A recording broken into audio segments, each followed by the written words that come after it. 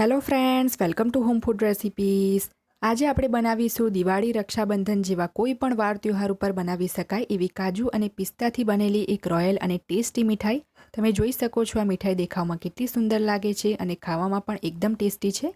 બનાવવામાં પણ ખૂબ જ સરળ છે. ફક્ત 15 જ મિનિટમાં આ મીઠાઈ બનીને તૈયાર થઈ જાય છે. પરફેક્ટ માપ સાથે આજે આપણે આ રોયલ મીઠાઈ બનાવવાનું શીખીશું. તો ચલો એને બનાવવાનું શરૂ કરીએ. સૌથી પહેલાં આપણે એક નાનો મિક્સર જાર લઈ લઈશું. એમાં આપણે 200 ml વાળો 1 કપ આખા કાજુ ઉમેરીશું. ગ્રામમાં જોઈશું તો આ 100 ગ્રામ જેટલા કાજુ છે. હવે આપણે મિક્સરને પલ્સ મોડ પર ચલાવીને એટલે કે ઝટકા આપીને એને અધકચરું પીસી લેવાનું છે. અહીંયા તમે જોઈ શકો છો મિક્સરને મેં પલ્સ મોડ પર ચલાવીને એટલે કે બટન ચાલુ બંધ કરીને ઝટકા આપીને આ રીતે સહેજ અધકચરું એવું પીસી લીધું છે. હવે એક પ્લેટમાં આપણે એને ચાળી લઈશું. ધ્યાન રાખવું કે આપણે આને એકદમ વધારે ગગરું નથી પીસવાનું, સહેજ જ ગગરું પીસીશું. અને આખા કાજુની જગ્યાએ જો તમારે ટુકડા કાજુ લેવા હોય તો લઈ શકો છો, પણ એમાંથી ઘણીવાર તેલ વધારે નીકળે છે, તો સારું રહેશે કે તમે આખા કાજુનો જ્યુસ કરો. તો જે આ રીતે આખું રહી ગયું હોય એને આપણે ફરીથી મિક્સર જારમાં પીસીને ફરીથી એને ચાળી લેવાનું છે. તો તમે જોઈ શકો છો એકદમ સરસ આપણે કાજુનો બારીક પાવડર બનાવીને તૈયાર કરી લીધો છે. હવે એની અંદર આપણે 1/3 કપથી થોડું ઓછું મિલ્ક પાવડર ઉમેરીશું. મિલ્ક પાવડરથી આ મીઠાઈનું બાઇન્ડિંગ એકદમ પરફેક્ટ આવે છે. અહીંયા મેં જે 10 રૂપિયાવાળું અમૂલ્યાનું પેકેટ આવે છે એ આખું પેકેટ આની અંદર એડ કરી દીધું છે. સરસ આપણે મિલ્ક પાવડરને કાજુના પાવડરમાં મિક્સ કરી લઈએ. મિલ્ક પાવડર જે છે કાજુનું જે એક્સેસ તેલ હોય છે, જે મોઇશ્ચર હોય છે વધારાનું, એ એબ્ઝોર્બ કરી લે છે. તો એને તમારે ચોક્કસ ઉમેરવું, એનાથી સ્વાદ પણ એનો સરસ આવશે. તો હવે આપણે એને સાઈડ પર રાખી દઈએ અને ફરીથી મેં સેમ એ જ મિક્સર જાર લીધું છે જેમાં આપણે અત્યારે કાજુ પીસ્યા. એની અંદર 1/3 કપ જેટલા આપણે પિસ્તા ઉમેરી દઈએ. ગ્રામમાં 40 ગ્રામ જેટલા પિસ્તા છે. 2 ટેબલસ્પૂન આપણે બદામ ઉમેરી દઈએ, જે ગ્રામમાં 20 ગ્રામ છે. તમે ચાહો તો બદામની જગ્યાએ તમારે ફક્ત અડધો કપ જેટલા પિસ્તા લેવા હોય તો પણ લઈ શકો છો. હવે બંનેને પીસતી વખતે જ આપણે એમાં થોડો ગ્રીન કલર ઉમેરીએ. તો અડધી ચમચી પાણીમાં 3-4 ચપટી ગ્રીન ફૂડ કલર મેં મિક્સ કરી લીધો હતો, એ થોડોક એડ કરી દઈએ અને સહેજ અધકચરું રહે એ રીતે બંનેને પીસી લઈએ. અહીંયા તમે જોઈ શકો છો પિસ્તા બદામ બંનેની મેં સહેજ અધકચરું રહે એ રીતે પીસી લીધું છે. એકદમ વધારે એને ગગરું નથી રાખવાનું. તો હવે એને આપણે એક બાઉલમાં કાઢી લઈએ. જો તમે આ રીતે પીસતી વખતે ગ્રીન કલર એડ કરશો તો એકદમ પ્રોપર કલર મિક્સ થઈ જાય છે. 1 ટેબલસ્પૂન એમાં દળેલી ખાંડ ઉમેરીએ અને 1 ટેબલસ્પૂન જેટલો આપણે એમાં બાઇન્ડિંગ માટે મિલ્ક પાવડર ઉમેરીશું. 1/4 ટીસ્પૂન એટલે કે 5 ચમચી આપણે ઇલાયચીનો પાવડર ઉમેરી દઈએ. હવે આ બધી જ વસ્તુને આપણે સરસ મિક્સ કરી લઈએ. હવે આપણે બાઇન્ડિંગ લાવવા માટે એમાં થોડું દૂધ ઉમેરવાનું છે. તો જે રીતે આપણે લોટ બાંધીએ છીએ એ રીતે એને બાઇન્ડ કરવાનું છે. તો 1 ચમચી અત્યારે મેં એમાં દૂધ ઉમેર્યું છે. સરસ આપણે પહેલાં દૂધને મિક્સ કરી લઈએ. સરસ મિક્સ કર્યા પછી ફરીથી આમાં હું 2 ચમચી જેટલું દૂધ ઉમેરું છું. ફરીથી એને આપણે મિક્સ કરીને જોઈ લઈએ અને સહેજ મને આમાં કલર પણ લાઇટ લાગે છે, તો થોડો કલર પણ આમાં હું ગ્રીન એડ કરું છું. સરસ મિક્સ કર્યા પછી તમે જોઈ શકો છો જે રીતે આપણે લોટ બાંધ્યો હોય એ રીતે એને આપણે આ રીતે બાઇન્ડ કર્યું છે. આ મિશ્રણ જે છે વધારે લૂઝ કે વધારે હાર્ડ નથી રાખવાનું, મીડિયમ રાખીશું.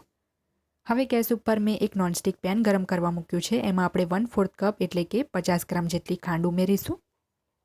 2.5 ટેબલસ્પૂન આપણે એમાં પાણી ઉમેરીશું. જે મેઝરિંગ સ્પૂનનું ટેબલ સ્પૂન આવે છે એનાથી જ માપીને મેં 2.5 ટેબલસ્પૂન એટલે કે અઢી મોટી ચમચી પાણી માપીને એડ કર્યું છે.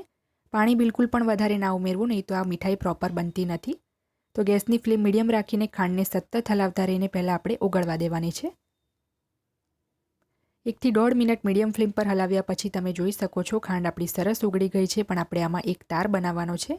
તો 2-3 મિનિટ હજી એને આપણે ઉકળવા દઈએ.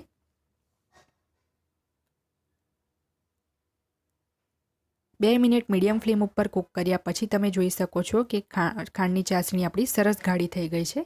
તો એને ચેક કરવા માટે આપણે આંગળી અને અંગૂઠા વચ્ચે આ રીતે લઈને જોઈશું. તો તમે જોઈ શકો છો સરસ એમાં એક તાર બનતો દેખાય છે. તો જ્યારે આ રીતે એક તાર બની જાય એ પછી આપણે એમાં કાજુ અને જે મિલ્ક પાવડરનો પાવડર મિક્સ કરીને રાખ્યો હતો એ એડ કરી દઈશું. હવે આપણે વધારે એને કૂક નથી કરવાનું. પહેલાં આપણે ફટાફટ એને મિક્સ કરી લઈએ અને મિક્સ થઈ જાય એટલે તરત જ આપણે ગેસની ફ્લેમને બંધ કરી દેવાની છે. જો તમે આને વધારે કૂક કરતા રહેશો તો ઠંડુ થયા પછી આ મિશ્રણ પથ્થર જેવું હાર્ડ થઈ જશે અને વણવામાં પણ તકલીફ થશે. તો જ્યારે પ્રોપર આ મિશ્રણ જે છે પેન છોડે નહીં એ રીતે બંધ ગેસમાં જેને આપણે મિક્સ કરતા રહેવાનું છે. પેન આપણું ગરમ જ છે તો સરસ એ મિક્સ થઈ જશે. તમે જોઈ જ શકો છો કે આ મિશ્રણ જે છે હવે ભેગું થઈને પેન છોડવા લાગ્યું છે. ગેસની ફ્લેમ મેં કાજુનો પાવડર મિક્સ કરીને તરત જ ઓફ કરી દીધી હતી. બંધ ગેસમાં જ આ રીતે મિક્સ કરતા રહીશું તો આપણું મિશ્રણ પ્રોપર આ રીતે બાઇન્ડ થઈ જશે. તો સહેજ હવે આપણે એને હુંફાળું રહે ત્યાં સુધી ઠંડુ થવા દઈએ. હવે મેં એક બટર પેપર લીધું છે. એને હાથથી અડી શકીએ એટલું મિશ્રણ ઠંડુ થયા પછી ઘી લગાવીને એને મેં મસળી લીધું હતું. હવે એમાંથી આપણે 2 એક સમાન ભાગ કરી લઈશું અને એક ભાગ આપણે બટર પેપરમાં મૂકીને એને વણી લેવાનું છે.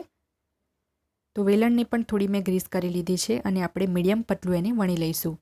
વણતી વખતે જો બટર પેપર ખસી જતું હોય તો થોડી વજનવાળી વસ્તુ તમે ખાંડી દસ્તા જેવી સાઈડ પર 4 બાજુ રાખી શકો છો. સરસ વણાઈ જાય પછી બંને સાઈડનો આ રીતનો એક્સેસ જે વધારાનો ભાગ છે એને આપણે કટ કરી લઈએ. એને આપણે ફરીથી વણવામાં યુઝ કરી શકીએ છીએ. હવે આપણે જે કાજુ પિસ્તાવાળું મિશ્રણ તૈયાર કર્યું હતું એમાંથી પણ 2 એક સમાન ભાગ તોડી લઈશું અને હાથથી થોડું આ રીતે આપણે રોલ જેવું બનાવી લઈશું.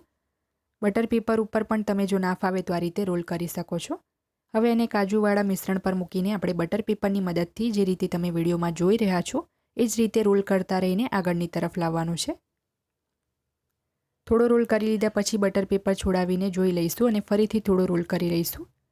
ફરીથી બટર પેપર છોડાવીને આપણે ફરીથી રોલ કરી લઈશું. આ જ રીતે આપણે આખો રોલ બનાવી લેવાનો છે.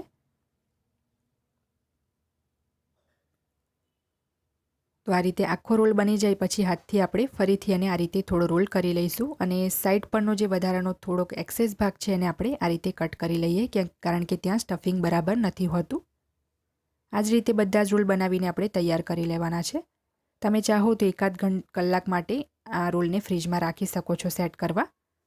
તો બધા જ રોલ બની ગયા પછી આપણે એક સમાન એને 2 થી 2.5 ઇંચના ટુકડામાં કટ કરી લઈશું. તો આ રીતે એક રોલ કટ થઈ જાય પછી એનાથી જ માપીને આપણે બાકીના રોલ પણ કટ કરી લઈએ જેથી બધાની સાઇઝ સેમ જ લાગે.